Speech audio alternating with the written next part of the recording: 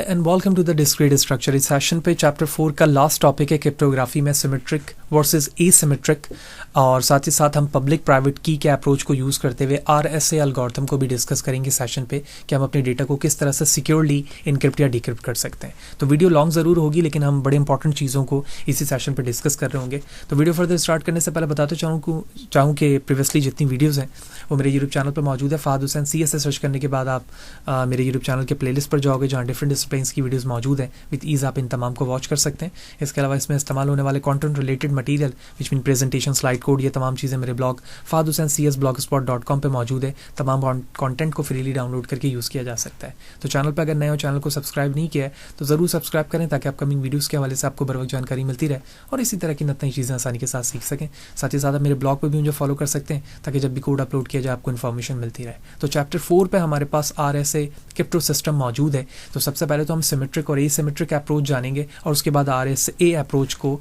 Encryption और decryption के जरिए से इस्तेमाल करेंगे। So the first term is a symmetric. What is a symmetric network and how the data move from one place or one node to another node.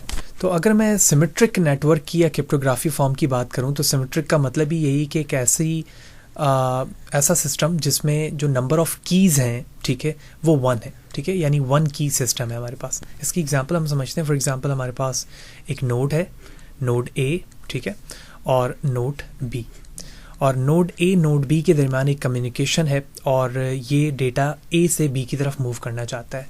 तो जो हमारे पास की होगी A के बाद वो प्राइवेट की होगी, ठीक है। प्राइवेट की का मतलब है कि A के पास ही की है, वो A के अलावा किसी के पास की मौजूद नहीं है। तो अगर A कोई मैसेज भेजना चाहता है तो यकीनी तौर पर वो चाहेगा कि ये मैसेज सिक्योर हो, और मैसेज को सिक्योर करने के लिए A को अपनी की भी उसके साथ देनी होगी। की का मतलब ये है कि अगर मैं एक रूम इस्तेमाल कर रहा हूँ और मैं चाहता हूँ कि मैं और मेरे साथ जो पार्टनर है वही वो उस रूम को एक्सेस कर सके, तो जो की मेरे पास है या तो वो उसके पास भी होनी चाहिए, और अगर वो उसके पास भी होगी तो वो प्राइवेट नहीं रहेगी। तो अगर मैं एक ही की है तो मुझे क्या करना होगा, उस शख्स को उसकी डुप्लीकेट कॉपी देनी होगी या उससे आने से पहले उसे की किसी तरह से प्रोवाइड करनी होगी कि उसके अलावा वो की किसी के पास ना जा सके। तो जब मैं कोई मैसेज लिख रहा हूँ तो उसके साथ मुझे अपनी की भी देनी होगी, ठीक है। तो जब ये की प्रोवाइड की जाएगी इस B को, तभी वो इस मैसेज को क्या कर सकेगा, डिक्रिप्ट कर सकेगा। तो फॉर एग्जांपल ये की एक वेरिएबल में सेव है C में, ठीक है, और ये C मुझे A से B की तरफ भेजना है। तो अब ये मैसेज जो डिक्रिप्ट होगा वो अब हमारे इस ओरिजिनल मैसेज के की को यूज़ करेगा और डिक्रिप्ट कर लेगा, ठीक है। तो इस फॉर्मेट में यानी सिमेट्रिक नेटवर्क में या कीज़ एक्सचेंज में हमारे पास सबसे इम्पॉर्टेंट प्रॉब्लम मैसेज के इनक्रिप्ट या डिक्रिप्ट होने की नहीं है, बल्कि की एक्सचेंज की है कि एक्चुअली मैं एक नोड से दूसरे नोड पर अपने की को एक्सचेंज कैसे करूँगा, ठीक है। ये एक बड़ी प्रॉब्लम है इसमें। तो इस प्रॉब्लम को सिक्योरली हैंडल करने के लिए डिफरेंट टाइप्स के एल्गोरिथम इस्तेमाल किए जाते हैं जो बड़े चैलेंजिंग हैं, ठीक है। उसमें डिफरेंट बिट्स के हमारे पास एल्गोरिथम है, DSA एल्गोरिथम है, ठीक है, प्राइवेट की में इस्तेमाल होता है। कुछ जो है हमारे पास 52 बिट्स के हैं, 128 बिट्स के हैं, एंड डिफरेंट यूनिट्स के हमारे पास एल्गोरिथम मौजूद हैं जो इस कॉम्प्लेक्सिटी को हैंडल कर रहे होते हैं। तो अगर मैं इस सिमेट्रिक नेटवर्क या एक सिमेट्रिक की को किसी एक कंप्लीट ग्राफ के एग्जांपल से इंडिकेट करूं तो कंप्लीट ग्राफ कुछ यूं हो सकता है कि एक ये नोड है हमारे पास, एक ये नोड है, ये नोड है, ये आपस में इस तरह से कनेक्टेड है। और कंप्लीट ग्राफ की डेफिनेशन ये है कि हर एक नोड दूसरे तमाम नोड से डायरेक्टली कनेक्टेड होता है। तो अगर इस तरह का एक नेटवर्क है तो how many keys we required to generate to communicate each nodes to another nodes. तो इसके लिए हमें एक कॉम्बिनेशन की ज़रूरत होगी that is equal to NC(2), ठीक है, which mean n is a number of the nodes, कितने नोड्स हैं हमारे पास, और कॉम्बिनेशन 2 का बनेगा। तो n की क्वांटिटी यहाँ पर 4 है तो हमारे पास बन जाएगा 4C2 that is nothing but equal to 6। तो हमें कितने कीज़ की यहाँ पे ज़रूरत पड़ेगी, 6 कीज़ की ज़रूरत पड़ेगी ताकि हम अपने डेटा को पॉसिबली नंबर ऑफ वर्टेक्स के ज़रिए से क्या कर सकें, एक्सचेंज कर सकें, ठीक है। Sorry, not a vertex, n is not a number of the nodes, it's a vertex, ठीक है। तो ये 1, ये 2, ये 3, ये 4, ये 5 एंड 6। तो जितने नोड्स हमारे पास होंगे उतने ही कीज़ हमें जनरेट करने की ज़रूरत होगी ताकि आप अपने की को एक्सचेंज करते हुए अपने डेटा को एक नोड से दूसरे नोड्स पर ले जा सकें। सो द फर्स्ट थिंग, सिमेट्रिक की या नेटवर्क की हमें अंडरस्टैंडिंग हो गई कि सिमेट्रिक क्या और वो किस तरह से नेटवर्क में वर्क कर रहा होता है। सेकंड है एसिमेट्रिक की। इसका मतलब है कि मोर देन 1 की हमारे पास मौजूद है। इसकी एग्जांपल समझते हैं। फॉर एग्जांपल हमारे पास एक नोड A है और एक नोड B है। ठीक है। अब यहाँ पर जो चेंजिंग की गई वो ये की गई कि हर एक नोड के बाद दो की होगी, एक उसकी पब्लिक की होगी, ठीक है, जिसको हम पब्लिक ऑफ ए कह रहे हैं, और एक हमारे पास प्राइवेट की होगी जिसको हम प्राइवेट ऑफ ए कह रहे हैं। तो यहाँ पर भी हमारे पास पब्लिक ऑफ ए होगा और प्राइवेट ऑफ ए बी होगा और प्राइवेट ऑफ बी होगी, ठीक है। अब अगर मैं अपने डेटा को from A to B move करना चाह रहा हूँ, ठीक है, तो मैं इन दोनों कीज़ को यूज़ कर सकता हूँ। अब प्रॉब्लम सिक्योरिटी या इश्यूज़ जो हमारे पास सिमेट्रिक में आ रहे थे वो यहाँ पर इस तरह से हैंडल हुए कि मैं किसी भी डेटा को जब इनक्रिप्ट करूँगा तो जिस नोड को मुझे भेजना है उसके पब्लिक की को यूज़ करते हुए मैं उसको इनक्रिप्ट करूँगा, और साथ ही साथ मैं जब उसको डिक्रिप्ट करने के लिए बी के पास भेजूंगा तो बी अपने प्राइवेट की के ज़रिए से उसको डिक्रिप्ट करेगा। इससे फ़ायदा ये होगा कि बीच में अगर वो डेटा किसी और नोड को पता भी चल जाए तो उसके पास वो प्राइवेट की नहीं होगी जो बी के पास मौजूद है जिसे मुझे भेजना है, ठीक है। ये एक इंपॉर्टेंट टर्म था। तो इसका मतलब ये हुआ कि अगर मैं बी के लिए कोई डेटा भेजना चाह रहा हूँ फॉर एग्जाम्पल, तो मैं यूज़ करूँगा पब्लिक की ऑफ बी, ठीक है। पब्लिक की ऑफ बी के ज़रिए से अपने मैसेज को इनक्रिप्ट करूँगा, और जब वो बी के पास पहुंचेगा तो वो अपनी प्राइवेट की के जरिए से उस डेटा को क्या कर लेगा, डिक्रिप्ट, और उसे रीड कर लेगा। That is the important difference between symmetric और asymmetric. And based on the complete graph अगर हम देखें, ठीक है, तो सेम एग्जांपल अगर मैं कंप्लीट ग्राफ की देखूं तो वो ये होगी। And based on this example हमें कितने numbers of the keys public की एंड प्राइवेट की ज़रूरत होगी, तो उसके लिए जो हमारे पास फॉर्मूला है वो है 2.n। अब यहाँ जो n है वो नंबर ऑफ नोड्स को रिप्रेजेंट कर रहा है। कितने नोड्स हैं? 4। तो ये 2 मल्टीप्लाई बाय 4, इसका मतलब है 8। तो इसका मतलब ये होगा कि ए अगर ये हमारे पास है तो इसके पास भी 2 कीज़ होंगे, बी है इसके पास 2 कीज़ होंगे, अगर ये सी है तो इसके पास भी 2 नोड्स कीज़ होंगे, और डी के पास भी 2 होंगे। तो टोटल कितने हो गए? 8 नंबर ऑफ कीज़ हो गए। तो ये बेसिक डेफिनेशन थी सिमेट्रिक की एंड एसिमेट्रिक की with the help of the diagrammatic view, कि वो किस तरह से डेटा को सिक्योरली की एक्सचेंज के ब्याह पर डेटा को फ्लो में लेके जा रही होती है। Then the one of the important algorithm of the asymmetric key generator to encrypt and decrypt of the method according to the book's course outline, that is called a RSA algorithm। तो RSA algorithm का मतलब ये है कि ये एक ऐसा algorithm है जो पब्लिक की एंड प्राइवेट की दोनों को यूज़ करते हुए आपके डेटा को सिक्योरली इनक्रिप्ट और डिक्रिप्ट कर रहा होता है। तो RSA stand for Rivest Shamir Adleman. These 3 names are the cryptographic expert. ये क्रिप्टोग्राफिक एक्सपर्ट 3 डिफरेंट साइंटिस्ट हैं जिनके बेस पर ये एल्गोरिथम का नाम रखा गया RSA एल्गोरिथम। इसके कुछ 6 स्टेप्स हैं जिसको हमें यूज़ करना होता है किसी भी डेटा को इनक्रिप्ट या डिक्रिप्ट करने के लिए। The first thing, choose 2 different large prime number, ठीक है। तो 2 आप लार्ज प्राइम नंबर यूज़ कर सकते हैं। तो in term of the practice of the in notebook हम किसी भी light smaller you can say कि स्मॉलर प्राइम नंबर को इस्तेमाल करते हुए हम एक डेटा को इनक्रिप्ट कर सकते हैं। लेकिन जब आप कंप्यूटेशनल वे पे कंप्यूटर इस्तेमाल करते हुए एल्गोरिथम लिख रहे होंगे तो आप एक लार्ज प्राइम नंबर को यूज़ कर सकते हैं। देन हमें n कैलकुलेट करना होता है, that is nothing but a product of p multiply by q, फिर phi of n that is equal to p minus 1 multiply by q minus 1। उसके बाद हमें एक ई की वैल्यू चूज़ करनी होती है। नॉर्मली ये ई की वैल्यू हमें क्वेश्चन में गिवन दी जाती है, लेकिन अगर ये नहीं है तो भी हमें याद रखना होगा, क्योंकि अभी हम एक जो एग्जांपल करेंगे उसमें कोई भी चीज़ इनिशियली हमें गिवन नहीं होगी, हम सारे स्टेप्स को फॉलो कर रहे होंगे। So value of the E must be greater than 1 और less than phi of n, ये इस पर फुलफिल होना चाहिए। ई इज़ अ को प्राइम विच मीन जब हम GCD निकालेंगे ई और फाई ऑफ n का that is nothing but equal to 1। Calculate D, फिर हमें डी कैलकुलेट करना होता है such that D of E is a congruent of one mod of phi of n. It is not C, it's a n. Public key is a E and private key is equal to D. ये कुछ steps थे।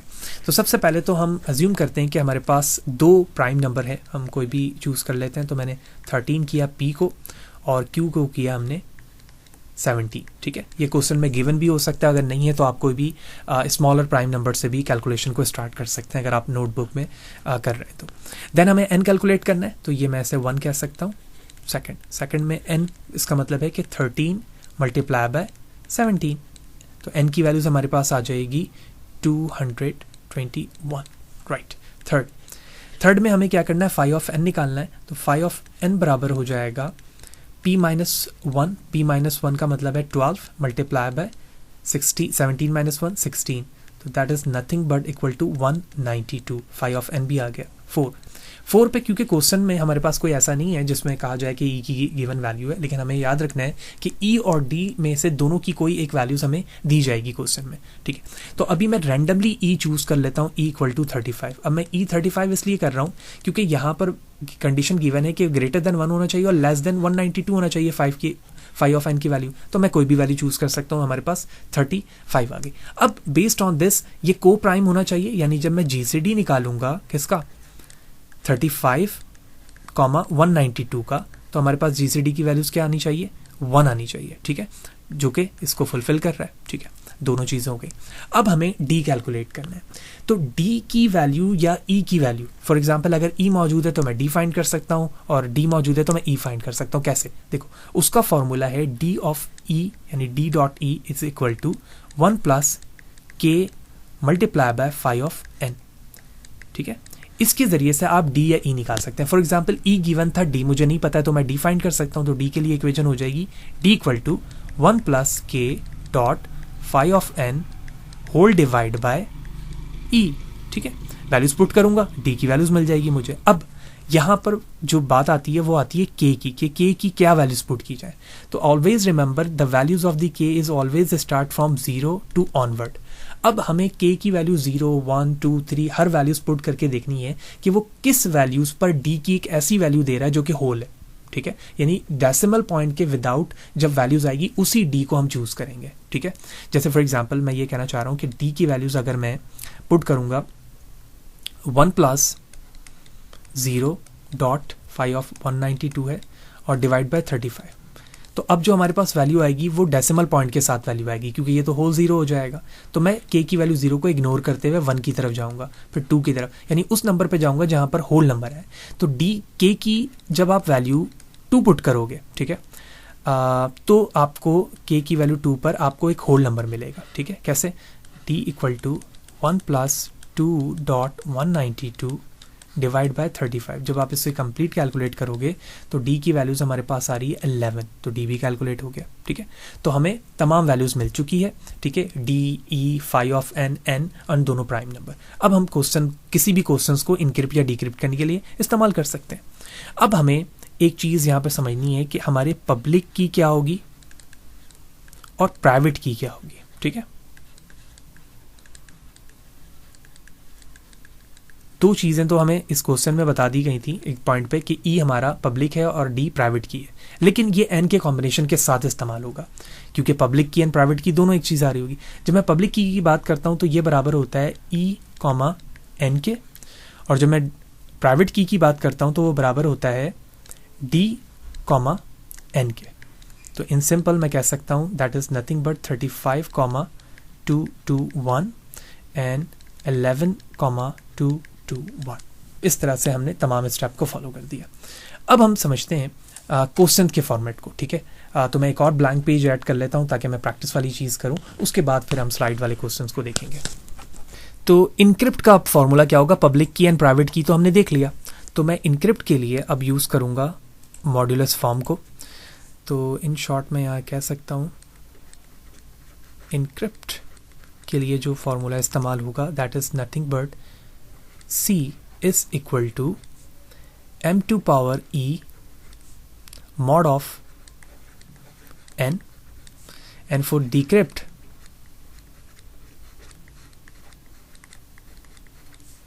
m is equal to C of d mod of n, right? It's not d, is a e. ये दो formulas इस्तेमाल होंगे, ठीक है। Where remember m is less than n।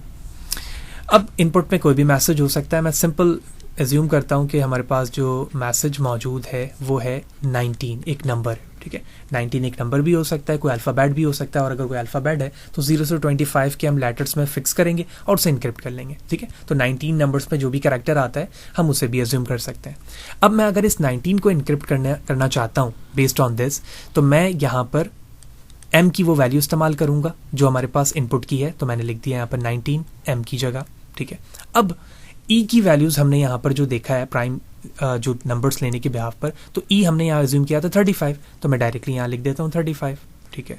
Mod N हमारे पास क्या आ रहा है, अगर आप यहाँ देखें तो एन की वैल्यूज हमारे पास आ रही थी 221, तो मैं लिख दूंगा 221।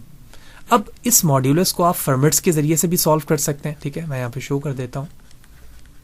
फर्मेट्स थ्योरम के बिहाफ पे भी कर सकते हो, लेकिन इन शॉर्टली मैं इसको एज्यूम कर लेता हूँ कि जब आप इसे सॉल्व करोगे तो इसकी एक वैल्यू आ जाएगी एक्स वो वैल्यू होगी जो इनक्रिप्टेड फॉर्म होगा, राइट। इनक्रिप्टेड डेटा आ गया हमारे पास। अब जब ये इनक्रिप्टेड डेटा है, ठीक है, तो इस इनक्रिप्टेड डेटा को डिक्रिप्ट भी करना होगा, तो डिक्रिप्ट का फॉर्मूला क्या है, ई की पावर डी, ठीक है। तो अब ई की पावर डी के बिहाफ पर मैं उसे कन्वर्ट कर सकता हूं। तो ई का मतलब यहाँ, सॉरी ये सी है, नॉट, मैंने ई लिख दिया था, ये सी ही है, ठीक है। सी का मतलब है जो इनिशियल इनपुट है। तो इनिशियल इनपुट हमारे पास यहाँ पे क्या होगा, इनक्रिप्टेड डेटा। तो इनक्रिप्टेड डेटा है एक्स, वो मैंने लिख दिया सी की जगह। डी हमने जो कैलकुलेट किया है, डी की वैल्यू क्या है हमारे पास, डी की वैल्यू आई है 11, तो मैं लिखूंगा x to power 11 mod of 2021। और जब आप इसे सॉल्व करेंगे, इधर आप फॉर्मेट से करें या दूसरे अप्रोच के जरिए से करें, तो आपको वापस वही नंबर मिल जाएगा जो आपका डिक्रिप्ट होने से पहले था। तो वो हमारा ये इनपुट होगा। तो इस तरह से हमने देखा कि RSA अप्रोच को हम यूज़ करते हुए इन 6 स्टेप्स को कैसे सॉल्व करेंगे। फिर हमारे पास इनपुट मैसेज इनक्रिप्ट और डिक्रिप्ट का बाय यूजिंग दिस इक्वेशंस किस तरह से सॉल्व हो रहा है, वो इनक्रिप्ट डिक्रिप्ट कैसे हो रहा है, राइट। तो बेसिक चीज़ें हमने देख ली। अब हम स्लाइड्स के कुछ क्वेश्चंस देखते हैं कि वो based on the different string numbers encrypt और डिक्रिप्ट किस तरह से हो रहा होता है। तो सबसे पहले एग्जांपल, हमें p की कुछ वैल्यूज दी गई हैं। देखें p की वैल्यू 7 है, q 11 है और n की वैल्यूज भी कैलकुलेट करके दे दी गई है, ठीक है। तो लिखा हुआ है Alice chooses e equal to 17 making d equal to 53, ठीक है। तमाम वैल्यूज दे दी गई हैं और कहा जा रहा है कि वो चाहता है कि इस हेलो वर्ल्ड को सीक्रेटली क्या करें, इनक्रिप्ट करें, ठीक है। अब सबसे पहले उन्होंने क्या किया कि जो इनिशियल पोजीशन है h की वो लिख दी डबल डिजिट्स में, आप सिंगल में लिख लें। तो 7, 4, 11, 11 एंड 14 ये हेलो का इनिशियल कैरेक्टर है।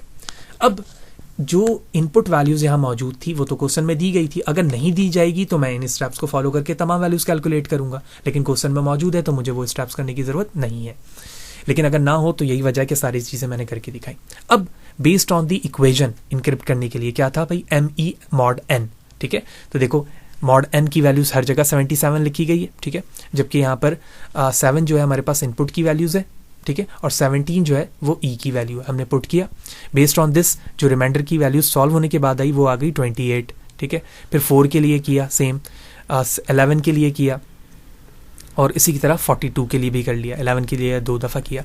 अब जब ये हो गई तो अब इसकी जो इनक्रिप्टेड वैल्यूज़ बन गई वो बन गई 28, 16, 44, 44, 42। अब जो भी इनके कैरेक्टर्स होंगे वो मैं डायरेक्टली लिख सकता हूँ, ठीक है। कैरेक्टर्स लिख दें 28 की जगह पर, यानी 28 का मतलब है 25 से आगे चले जाएं। लेकिन यहाँ पर हम RSA यूज़ कर रहे हैं तो वो नंबर्स को ही इनक्रिप्ट करके देगा, लेटर को नहीं देगा। तो ये आ गया हमारा इनक्रिप्टेड डेटा, ठीक है, जो RSA अप्रोच के जरिए से। तो अब जो एलियास थे उन्होंने ये डेटा रिसीव किया, अब वो चाहेगा कोई वो डिक्रिप्ट करे, तो डिक्रिप्ट करते वक्त उन्हें क्या करना होगा, सेम अप्रोच ये वाली इस्तेमाल करनी होगी, C⁴D mod n।